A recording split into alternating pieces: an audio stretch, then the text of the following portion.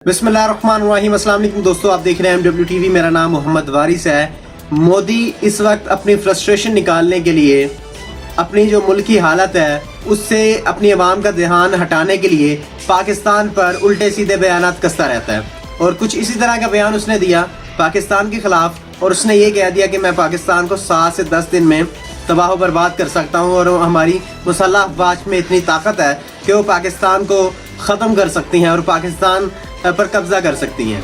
लेकिन नाज़रीन मोहतरम, मैं आपको बताता चलूं कि नरेंद्र मोदी शायद 65 की जंग भूल चुके हैं। नरेंद्र मोदी शायद कारगिल को भूल चुके हैं जब हमारी पाक आर्मी ने उनको गले से जाकर दबोच लिया था। और अभी कुछ ही दिन पहले की बात है कि आपका वो जिन जिसको मूछे वाला जिन कहा जा सकता है, अभिनंदन को किस तरह टांगों के साथ मारा गया, किस तरह घूसों के साथ मारा गया। और हमारी फौज ने नहीं मारा, वहाँ के मकामी बाशिंदों ने मारा।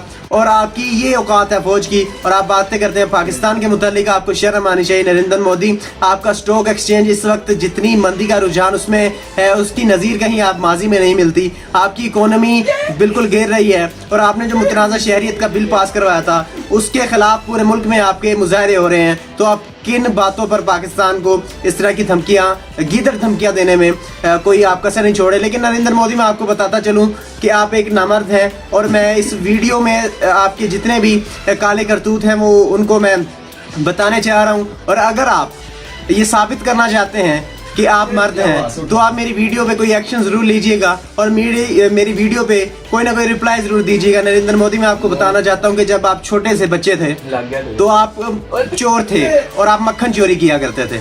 और मक्खन चोरी करने की आदत में आपको जो आपके उस्ताद थे उन्होंने आपकी एक ऐसी जगह पर डंडा दे मारा था जहां पर शायद नहीं मारना चाहिए था। और उस जगह पर जब डंडा आपके लगा तो क्या कह सकते हैं, आपकी शादी भी हुई और जल्दी शादी करा दी माँ बाप ने। कहीं ये जो हुआ है हमारे बच्चे के साथ ये कहीं आगे जाके ज़्यादा ना इसको नुकसान पहुँचे। लेकिन क्या करें, 13-14 साल की उम्र में आपकी शादी हो गई और फिर माशाल्लाह से औलाद तो होनी नहीं थी और औलाद हुई भी नहीं और इस तरह आपको तलाक हो गया। ये मैं ऐसे नहीं कह रहा, इसमें बिल्कुल सदाकत है और ये मैं सिर्फ मैं नहीं कह रहा, आपके मुखालफिन भी यही कहते हैं। मैं आपको एक वीडियो क्लिप सुनाता हूँ। MLA है कांग्रेस की तरफ से जीतने वाले बी नारायण राव, उन्होंने नरेंद्र मोदी के बारे में क्या कहा, पहले वो मुलाजा फरमाए जरा।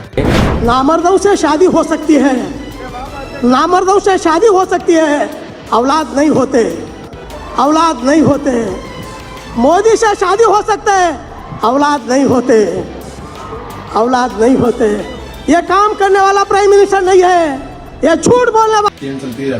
नाज़रीन मोहतरम, ये बी नारायण राव ने नरेंद्र मोदी के बारे में कुछ इंकशाफात किए थे, वो आपने सुने। और उन्होंने कहा था कि नरेंद्र मोदी आप क्या मुल्क को चलाओगे, आप तो अपना घर नहीं चला सकते क्योंकि नामर्द से शादी तो हो सकती है, औलाद नहीं हो सकती। आप लोगों की इस बारे में क्या राय है? क्या नरेंद्र मोदी नामर्द है और नामर्द होने के बावजूद वो पाकिस्तान को इस तरह की धमकियां लगाते हैं?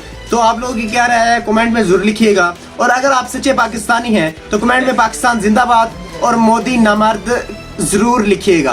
अपने पाकिस्तानी होने का सबूत दें, वीडियो को लाइक करें और इस वीडियो को जितना हो सके शेयर जरूर करिएगा क्योंकि लोगों तक ये सच्चाई आपने पहुंचानी है कि नरेंद्र मोदी नामर्द है और वो पाकिस्तान को गीदड़ धमकियां लगाता है, लेकिन पाकिस्तान की वो कुछ एक बाल भी बीका नहीं कर सकता क्योंकि नरेंद्र मोदी साहब आप नामर्द हैं।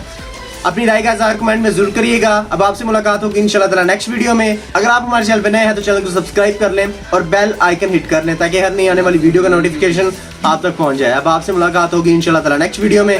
तब तक अपना और अपने गिरदोना का ख्याल रखिएगा, अपनी दुआ में हमें याद करिएगा। अल्लाह हाफिज़ नासिर।